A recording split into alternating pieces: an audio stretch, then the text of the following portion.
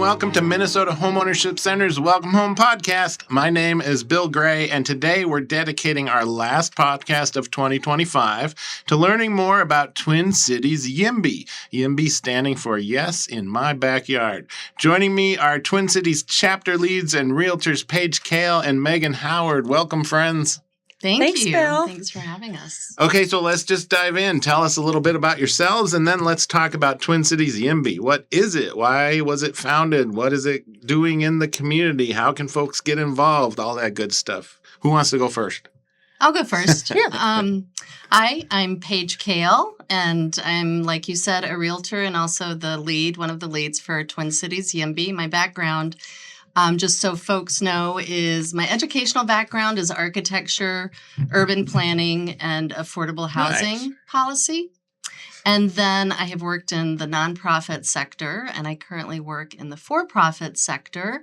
And we started Twin Cities YIMBY chapter about 3 years ago. So we're still relatively new, but I'll let Meghan introduce herself, and then we'll dive into Sounds wonderful. what we do. Yes. Hi, I'm Meghan Howard. I moved here from South Dakota to go to the U of M, worked in many different nonprofits throughout the Twin Cities, but then got into real estate and realized quickly the complexity of housing issues for home buyers, sellers, even just as a realtor myself, trying to help explain everything that goes into home ownership. And so when Paige approached me about joining Twin Cities YIMBY, found out more about it, and we'll tell you all about it. But I'm so glad that I did. It's just, and I'm really honored that you chose YIMBY for your last episode. Oh, sure. Because we need more housing. And I run into you guys all the time. So Yeah. Yep. So it's really great to be here. So what is YIMBY? Yes in my backyard. So I know what a NIMBY is. Yep. That's no in my backyard. So we are all about the yes. And it's probably easiest to explain in terms of not in my backyard. Those are people who, NIMBYs are people who don't want more housing in their area. They generally recognize that there's a need for more housing and will say, but you can build it over there and not in my backyard. What happens then is it's just kind of nobody wants more housing or affordable housing for a variety of reasons that are cited: more traffic, more congestion, things like that. So YIMBY Action is our parent organization. They started about 10 years ago in San Francisco to fight the affordability challenges in the Bay Area. And now they have 70 chapters throughout the country, including ours. And we show up at city council meetings, at planning meetings to try to, because the NIMBYs are very vocal, they're very loud. Yeah.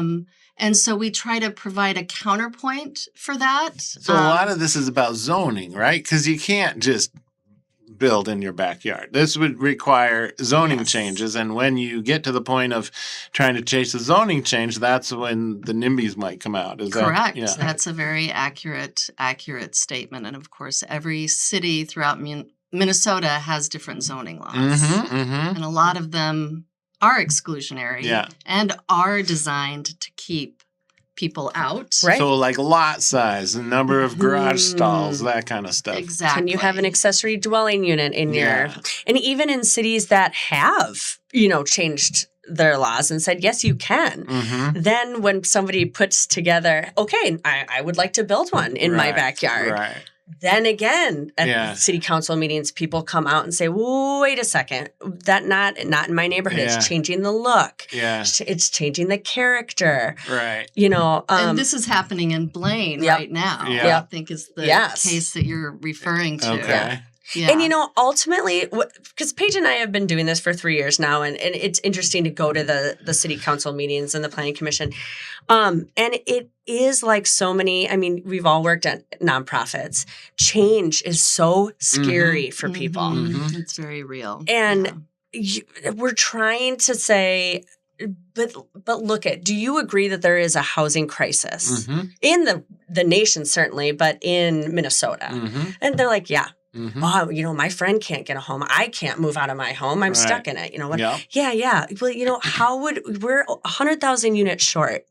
So how do you think, we're just trying to, YIMBY is there to just try and help get people on board with understanding we need more homes. Well, and it's an affordability thing too, right? Because if the rules are lot has to be this big, you need a 3-car garage, that might not be a starter home, right? Right. They don't really have starter homes anymore as far as new stock goes. Yep. We've talked about missing middle housing on this show before. This is the kind of thing, right? Right. Yeah. And really, YIMBY does advocate for building houses of all kinds. Certainly, we know we need more starter homes. In fact, Paige and I really want to make T-shirts that say legalized starter homes. Yeah. But the theory is any new home that is built will then open up another home for someone else. We get that. We definitely need, as realtors too, we see we've got to find something under the 300,000, 200,000 mark for people to buy. Right. Yeah. Right. Yeah. Yeah. So the zoning is a big piece of it. Building codes, just the process and the time that it takes to get housing built is kind of unbelievable. It can take years. Yeah. There was a case in Minnetonka last year or maybe earlier this year. I can't remember. Habitat was trying to get 12 townhomes built in a historic area of Minnetonka. It took them 5 years to get through the process. That's time. And granted, COVID happened in there, so that was part of it. But that's time and money, real hard costs that then go into the housing because they have to recoup the costs somehow. Right. So it's a whole bunch of different issues. We just need to get out of our own way, basically. Yep. I mean, basically, this too, like Paige, if you want to read, the YIMBY Manifesto kind of summarizes who we are and what we do. Sure. Yeah, so this is like Meghan said, the Twin Cities YIMBY Manifesto. We believe that housing is a human right and that everyone deserves a safe, affordable place to live. We believe in abundant and affordable housing, inclusive communities, sustainability and growth, and action over fear. That's my favorite line in our manifesto, the action over fear, because the fear is real. We envision a future where thriving, vibrant neighborhoods are accessible to everyone. Join us in saying yes in my backyard because a better, more equitable future starts with more housing. That's good. I like that. Yeah. You say you go to planning meetings and this kind of stuff. What kinds of things are you doing in the community that might involve, interested folks that are interested in helping pursue the mission of YIMBY? Yeah, we try to make it really easy and to give folks different options. We recognize not everybody can attend a city council meeting at 3:30 in the afternoon. Or not everybody wants to attend an evening planning commission, kind of including me. So we do things like we draft petitions. We're part of the Yes to Homes coalition that's advocating for legislation at the state that makes some changes to zoning. So petitions, showing up at events, showing up when you can. Emails written out saying, here, just contacting here's a link to find your representative, your city council person. Many people don't know that, and that is okay. Right. We want to make it easy to just say, here's where you find out who you need to write to. And here's the exact email body that you can send. Yeah. And, the people that we speak to say, that's what makes a difference. Hearing from their constituents, it does make a difference. It does. Right. So, at least still at the state level. Right. That's another show. But anyways, I'll walk that back. Anyways, so let's see. I was looking at your website a little bit. You list a few areas that you work in: legalize housing, fix incentives, streamline permitting, increase housing stability, fund affordable housing, fix incentives. I know that is one of the issues out there that makes trying to build some of these more starter level homes difficult, right? Mm-hmm. What do you guys know about that?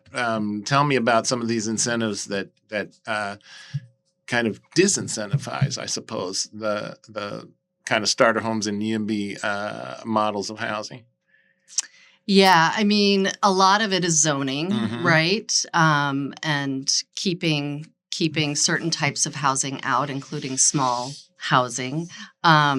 And what else? I mean, I'm just trying to even think of like changing the character of, just the ability to build green or different from what it is currently in the neighborhood is so often just not a chance. Can't do it.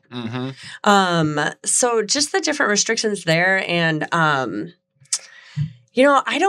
guess the thing that this week I was actually thinking about as I was driving over here, that has been actually sad to me, and hopefully this changes in the new year, is the people that I've talked to this week about, I'm in my house and I'd like to get a new house, or, I'm renting now and I would like to own a home. The excitement is not there. That it used to be like, I'm ready to buy a house.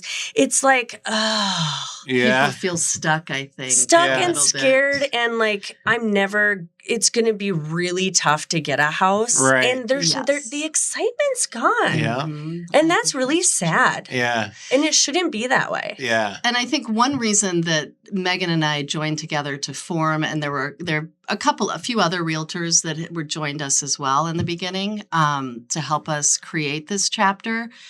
I think a lot of the industry talks about these incentives, and maybe this is a little bit different than the question you were asking, but like lowering interest rates would be good for affordability, or providing more subsidies to folks. Like we were talking about the first generation down payment assistance, which is great and it's needed.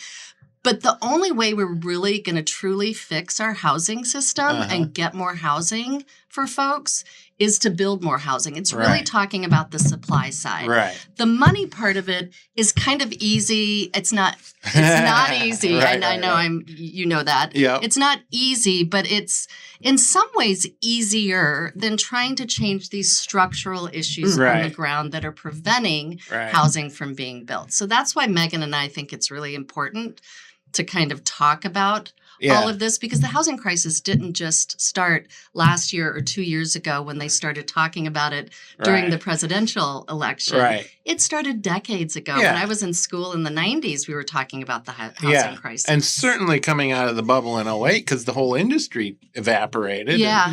Now you've lost that expertise. And so if you look at some of those charts on number of new homes built, you see this huge dip in 2008, and it never has caught back up to where it should be. So, one of the things that I have heard, there's a builder that would love to build, what do they call them? Those kind of split level homes, right? Oh, sure. Because they're cheaper and they're not allowed, apparently. And so these are some of the things we're talking about. When you think about starter homes, you can find them out there. You don't find them for sale necessarily because there's not enough of them. But those are some of the houses that are there. They're perfectly fine, and they are not allowed to be built today for whatever zoning reasons. And so that's one of the things that we look at. And then this issue of owner-occupant landlord, kind of things. We push that a lot at the Homeownership Center Yep. as an opportunity for somebody who's very comfortable with do-it-yourself and Mhm. wants to learn how to be an owner-occupant landlord. We have a whole course on that. Yes. Oh, cool. And that means like somebody buying a duplex or Yeah, a triplex. 2 or a 3 or a 4 Yes. unit. And this Yeah. can be a good deal for somebody who wants to, a couple other units to help them pay their mortgage, right? Sure. Mhm. Or it can be a really good opportunity for some of the larger family communities. There's communities in Minnesota that typically have much larger families than white American families, I suppose. And they have to buy. They have to rent, 2 apartments at a time or something, sure. and this is an opportunity for them to get out of that kind of bad situation. And I know Minneapolis in particular, passed the 2040 plan to supposedly change the zoning so that these could be built in more places. Mhm. But I also know it hasn't happened. Not in the way that they had hoped, I Yeah. don't think. Yeah. Any insights on that? I know. I mean, we could talk about this on a program with some experts, I suppose. But what do you guys know about that? I mean, I think infill housing just by its nature is more expensive to build and harder to build. I did show a triplex in Minneapolis that was built infill because of the 2040 plan. Mm-hmm. And they had it on the market for an exorbitant price. And it just was, I don't know what So this was newly built? Yeah. Huh. Yeah. And it was very, very expensive for the area that it was in. Wow. Interesting. Yeah. So I think it's tough. It looks good maybe on paper, but it's tough. And it's certainly a step in the right direction. Right.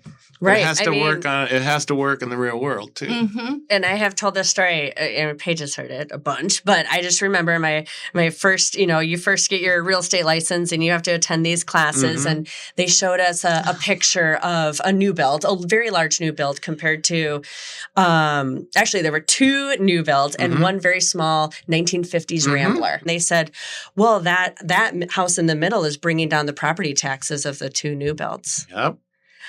Yep, that's how the system works. Value, the right? property value, Yep. yes, the property value. Yeah. I just thought, wow, that's backwards thinking. Well, and that gets into the whole issue of tear downs and all this other stuff. Absolutely.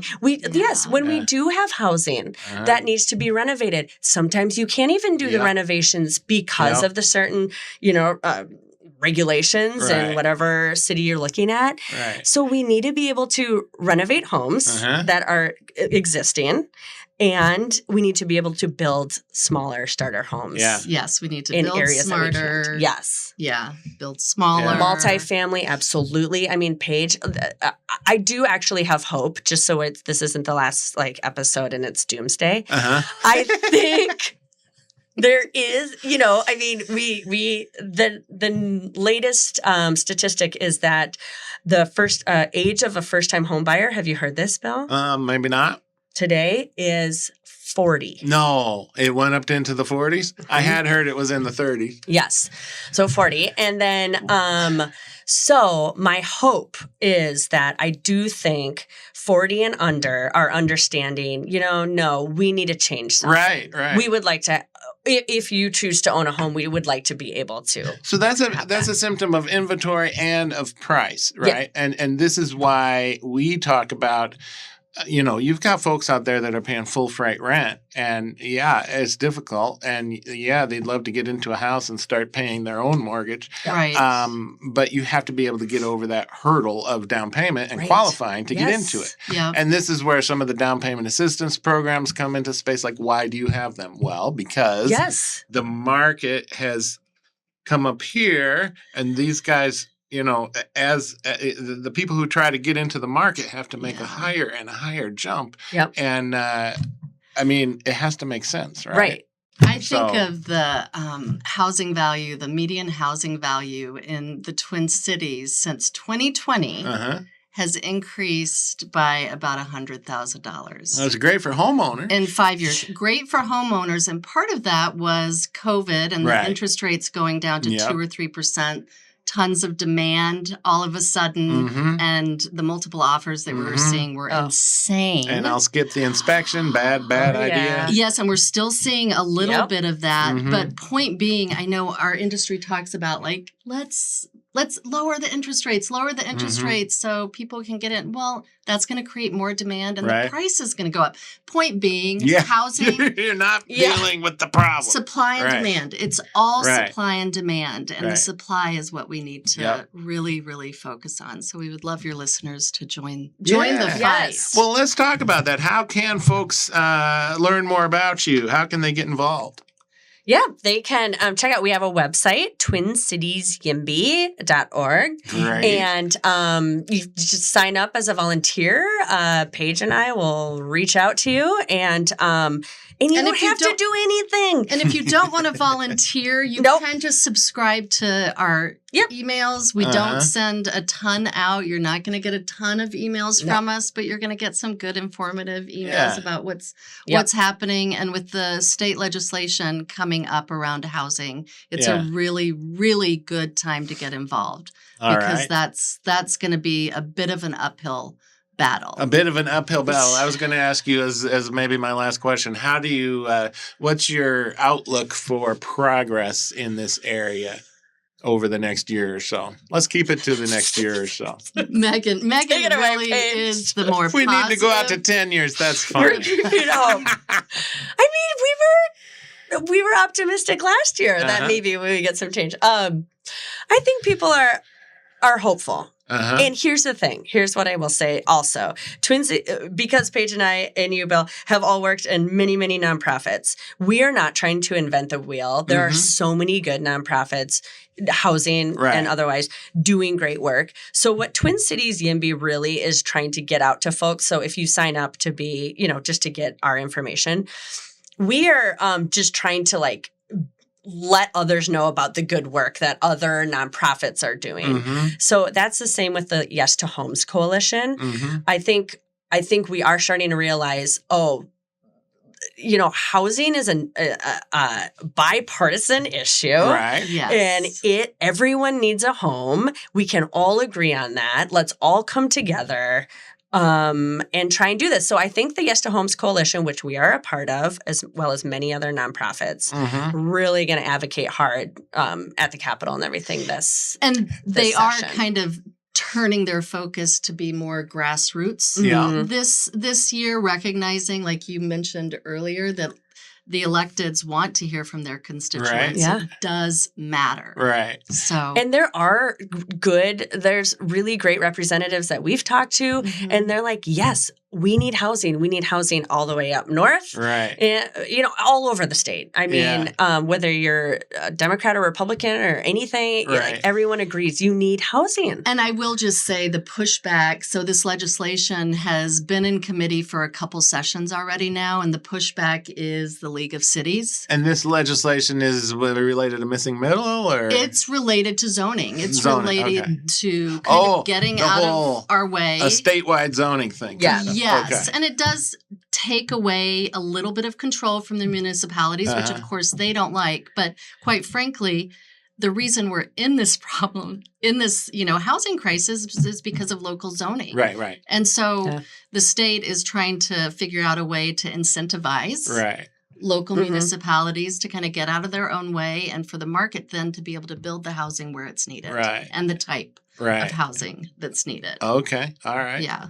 Well, this has been great. I appreciate you guys coming on the show. Yeah. Thanks for inviting us. Bill. Great conversation. All right. That's it for this episode. In closing, I want to acknowledge our 2025 sponsors: Associated Bank, Bell Bank, Bremer Bank, Country Financial, Franzen Bank and Trust, Huntington Bank, Midwest One Bank, and Old National Bank. Our sincere thanks to each of these organizations for their support. Thanks for watching and listening.